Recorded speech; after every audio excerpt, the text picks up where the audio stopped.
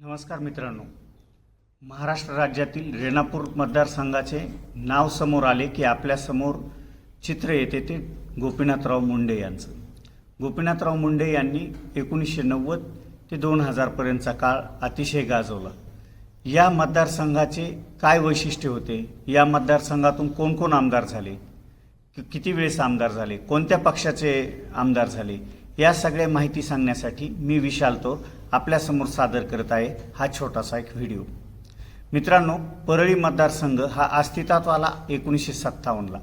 आपण या व्हिडिओमध्ये महाराष्ट्र राज्याच्या निर्मितीनंतर म्हणजेच 1962च्या निवडणुकांपासूनचा इतिहास बघणार आहोत. 1962 पासून आज तागायत या मतदारसंघामध्ये एकूण 14 विधानसभेच्या निवडणुका झाल्या. या 14 विधानसभेच्या निवडणुकांमधून जे आमदार झाले त्यापैकी सर्वाधिक आमदार भारतीय जनता पक्षाचे 7 आमदार झाले, 2 राष्ट्रवादी काँग्रेसचे झाले, 4 काँग्रेसचे झाले, तर 1 कम्युनिस्ट पक्षाचा आमदार झाला. हे विविध पक्षाचे आमदार जरी असले तरी या मतदारसंघामध्ये एक मात्र साम्य आहे, ते म्हणजे या मतदारसंघामध्ये सर्वाधिक वेळा मुंडे आडनावाची व्यक्ती आमदार झालेले आहेत. या एकूण 14 पैकी तब्बल 11 वेळेस मुंडे आडनावाचे आमदार झालेले आहेत आणि अर्थातच त्यापैकी 9 आमदार हे गोपीनाथराव मुंडे आणि त्यांच्या घरातील होती. या मतदारसंघामध्ये ज्या विधानसभा निवडणुका झाल्या त्याचा गोषवारा आपण पुढील प्रमाणे बघूया. 1962ला जी पहिली निवडणूक झाली, या पहिल्या निवडणुकीमध्ये काँग्रेस पक्षाने विधानसभेचं तिकीट दिलं ते वामनराव देशमुख यांना, तर कम्युनिस्ट पक्षाच्या वतीने गणपती अण्णा गित्ते हे उमेदवार होते आणि पहिलीच निवडणूक ही कम्युनिस्ट पक्षाचे गणपती अण्णा यांनी जिंकली. त्याच्यानंतरच्या 1967च्या निवडणुकीमध्ये मात्र गणपती अण्णा गित्ते यांनी काँग्रेस पक्षामध्ये प्रवेश केलेला होता. काँग्रेसने त्यांना उमेदवारी दिली आणि दुसरी निवडणूक सुद्धा गणपती अण्णा गित्ते यांनी सहज जिंकून काढली. नंतर 1972ला काँग्रेसने गणपती अण्णा गित्तेऐवजी तरुण उमेदवार ॲडव्होकेट रघुनाथराव मुंडे यांना उमेदवारी दिली आणि त्यांची लढत झाली ती शेतकरी कामगार पक्षांच्या छेवले यांच्यासोबत आणि ही निवडणूक सहज 50% अधिक मतं घेत ॲडव्होकेट रघुनाथराव मुंडे काँग्रेसच्या वतीने आमदार झाले. आणि नंतर 1975 नंतर देशामध्ये आणि राज्यामध्ये सुद्धा काँग्रेस विरोधी वातावरण होतं. 1978ला जी निवडणूक झाली, 1978च्या निवडणुकीमध्ये काँग्रेसने माजी आमदार ॲडव्होकेट रघुनाथराव मुंडे यांना उमेदवारी दिली, तर त्यांच्याविरुद्ध जनता पार्टीने तरुण तडफदार उमेदवार गोपीनाथराव मुंडे यांना उमेदवारी दिली. गोपीनाथराव मुंडे यांनी अतिशय कडवी झुंज दिली, परंतु रघुनाथराव मुंडे यांचा इथे विजय झाला आणि गोपीनाथराव मुंडे यांची या मतदारसंघामध्ये एंट्री झाली. पुढे 1980च्या निवडणुकीच्या वेळी रघुनाथराव मुंडे यांचा देहांत झाला होता. त्यामुळे काँग्रेस पक्षाच्या वतीने बाबूराव आडसकर यांना उमेदवारी दिली. काँग्रेसच्या बाबूराव आडसकर विरुद्ध भारतीय जनता पार्टीचे गोपीनाथराव मुंडे अशी लढत झाली आणि या लढतीमध्ये गोपीनाथराव मुंडे यांनी विजय मिळवला व या मतदारसंघाचे ते पहिल्यांदा आमदार झाले. पुढे 1985च्या निवडणुकीमध्ये मात्र काँग्रेसने बाबूराव आडसकरऐवजी पंडितराव दौंड यांना उमेदवारी दिली आणि या उमेदवाराने आमदार गोपीनाथराव मुंडे यांच्याशी कडवी झुंज देत पंडितराव दौंड हे विजयी झाले आणि या दुसऱ्याच निवडणुकीमध्ये गोपीनाथराव मुंडे यांचा पराभव झाला होता. 1990 ते 2004 या सलग 4 निवडणुका त्यांनी विजय मिळवला. 1990ला त्यांनी झुंज दिली ती आमदार पंडितराव दौंड यांच्याशी आणि त्या निवडणुकीमध्ये पंडितराव दौंड यांचा पराभव केला. पुन्हा 1995ला त्यांची लढत झाली ती काँग्रेसच्या बाबूराव आडसकर यांच्यासोबत.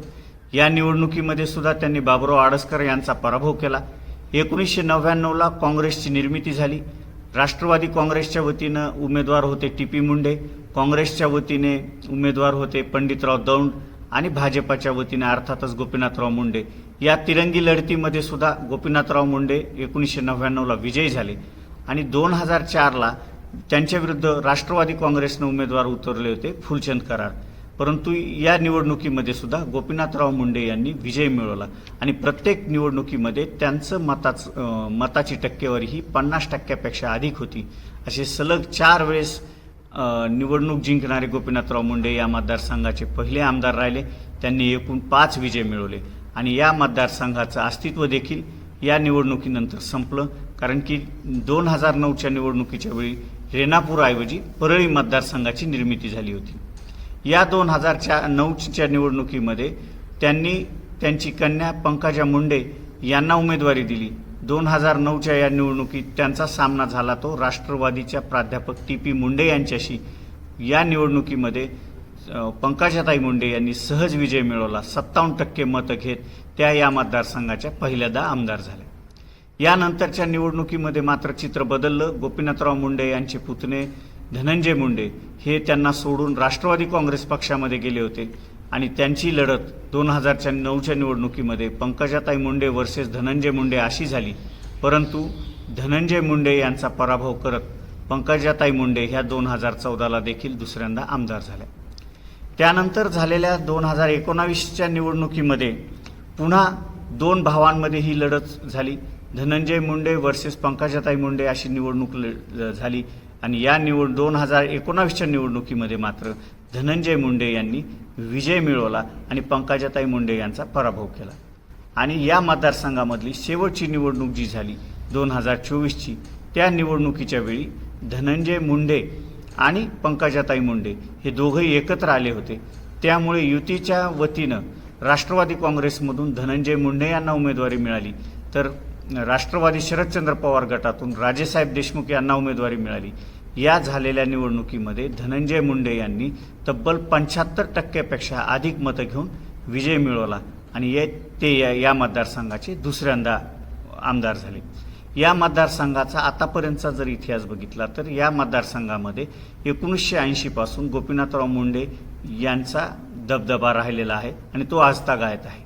त्यांच्या विरुद्ध या लढतीमध्ये जर संघर्ष जर कोणी केलेला असेल तर बाबूराव आडसकर या घराण्यानं केला, पंडितराव दौंड यांचा राहिला आणि त्याच्यासोबतच प्राध्यापक TP मुंडे यांचा झाला. आज या तिघेही नाहीत. त्यामुळे भविष्यामध्ये या मतदारसंघामध्ये कोण नवीन उदयास येईल की याच घराण्याचा वर्चस्व राहील हे येणारा काळच सांगेल. तूर्तास धन्यवाद.